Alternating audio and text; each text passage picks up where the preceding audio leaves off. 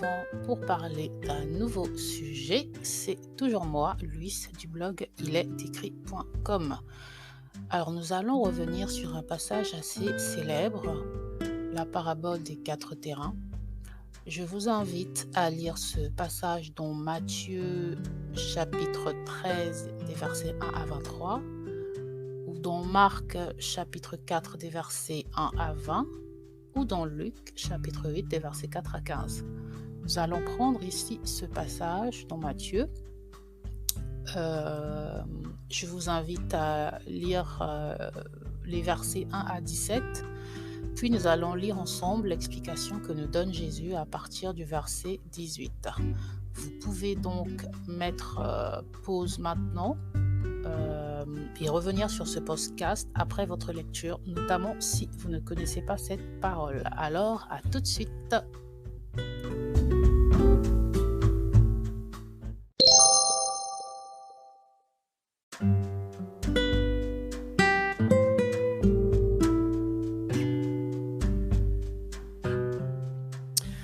Alors, donc, pour en revenir à notre sujet, nous allons lire ensemble Matthieu chapitre 13 des versets 18 à 23.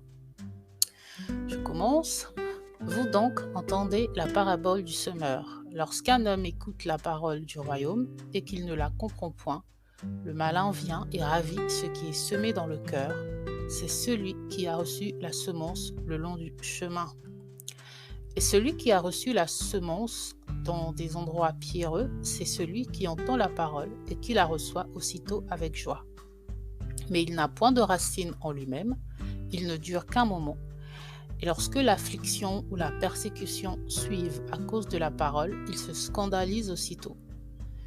Et celui qui a reçu la semence parmi les épines, c'est celui qui entend la parole, mais les soucis de ce monde et la séduction des richesses étouffent la parole et elle devient infructueuse.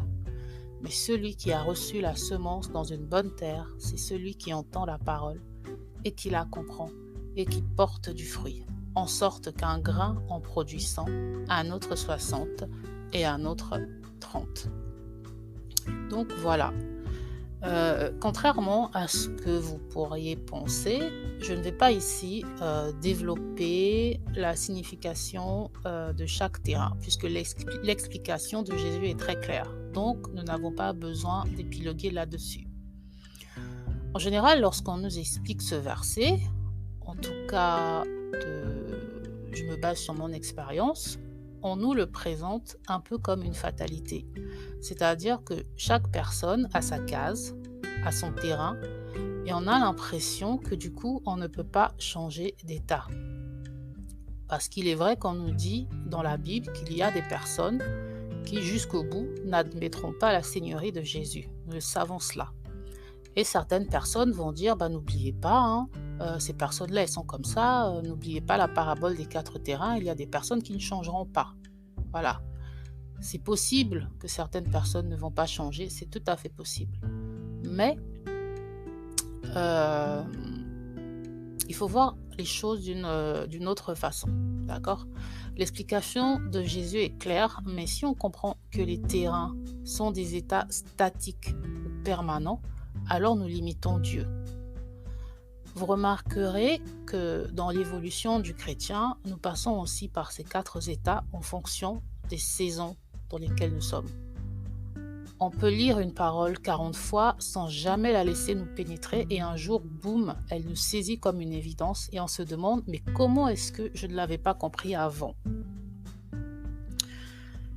Je donne un exemple. Une personne a lu, admettons, 199 fois la prière du Notre Père, mais ne s'est jamais focalisé sur le verset du pardon. Donc, ce n'est qu'à la 200e fois que soudain, elle reçoit une gifle spirituelle et comprend l'importance de pardonner. Et là, elle a saisi un aspect, une facette du pardon.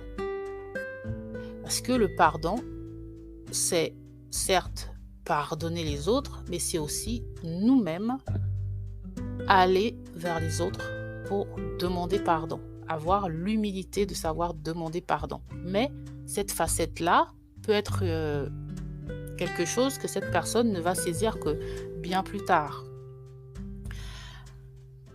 Alors, pour être plus clair, pour que vous suiviez bien où je veux en venir, voilà, je priais pour une personne. Pour simplifier, on va dire que cette personne ne croit pas en Dieu, ou plutôt qu'elle ne connaît pas Dieu. Et en priant, j'ai été dirigée sur ce passage. Mais j'ai tout de suite pensé, ah Seigneur, essaies-tu de me dire qu'il est comme le troisième terrain? Le troisième terrain, c'est celui qui a reçu la semence parmi les épines. C'est celui qui entend la parole, mais les soucis de ce monde et la séduction des richesses étouffent la parole et elle devient infructueuse. J'ai donc pensé, machinalement, donc il n'y a plus d'espoir, puisqu'il fait partie de cette case-là. Il ou elle, pour rester dans le vague. Alors, puis je me suis souvenu que j'avais déjà été enseignée sur ce même passage. L'esprit m'avait déjà enseigné sur ce même passage, mais j'avais négligé en fait ce que j'avais reçu. Mais lorsque et l'esprit a recommencé à me redire ces choses-là et tout est devenu beaucoup plus clair. Et je voulais en fait le partager avec vous. Peut-être que nombreux d'entre vous avez déjà compris les choses de cette façon. Mais voilà, pour moi, c'est quelque chose que j'ai reçu par le passé, mais que j'ai négligé. Et voilà, aujourd'hui, j'ai percuté. Donc, je le partage avec vous. Donc, nous passons par ces 4 étapes. Si on essaie de voir en fait ces 4 terrains comme des étapes, on passe par ces 4 étapes en fonction de notre vécu, de notre ressenti, du moment où nous recevons cette parole, de nos circonstances et surtout du temps de Dieu. On a différents champs dans notre vie, par exemple le champ affectif ou professionnel. Et chaque champ est à différentes étapes de maturité. Donc, en fonction de la période dans laquelle nous sommes dans notre vie, nous sommes tantôt le premier terrain, tantôt le deuxième, tantôt le troisième, le but étant d'arriver au 4e dans tous les domaines de notre vie. D'accord? Je peux être dans le premier terrain, par exemple, concernant le pardon, et par contre, être, par exemple, dans le 4e terrain concernant la charité. Voilà. Donc, selon les dispositions de mon cœur à un instant T, et selon aussi le temps de Dieu, selon mes circonstances, selon mon vécu, il se peut que je ne reçoive pas une parole de la même façon. Et donc, en tant que chrétiens, nous passons tous par ces 4 étapes dans les différents domaines de notre vie. Et donc, chaque état n'est pas une fatalité, puisqu'on peut changer, évoluer, grandir en maturité.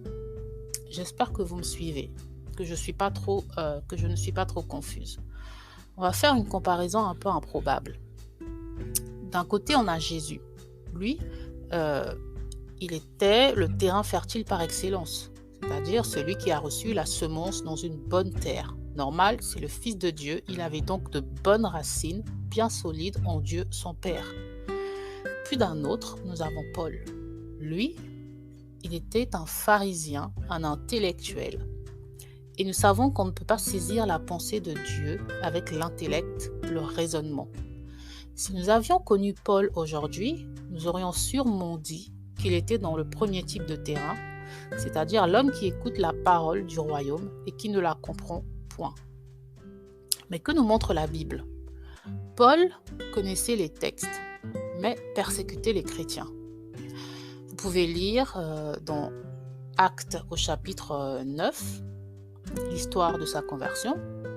Il connaissait la Torah, mais malgré tout, il n'avait pas saisi la pensée de Dieu. Il avait sûrement aussi entendu les discours des chrétiens de l'époque, mais la parole glissait sur lui comme de l'eau sur un parapluie. Il a fallu qu'il fasse une rencontre personnelle avec Jésus pour devenir une terre fertile. pour que la parole s'imprègne enfin en lui. Donc, conclusion, continuons à prier, persévérant dans la prière.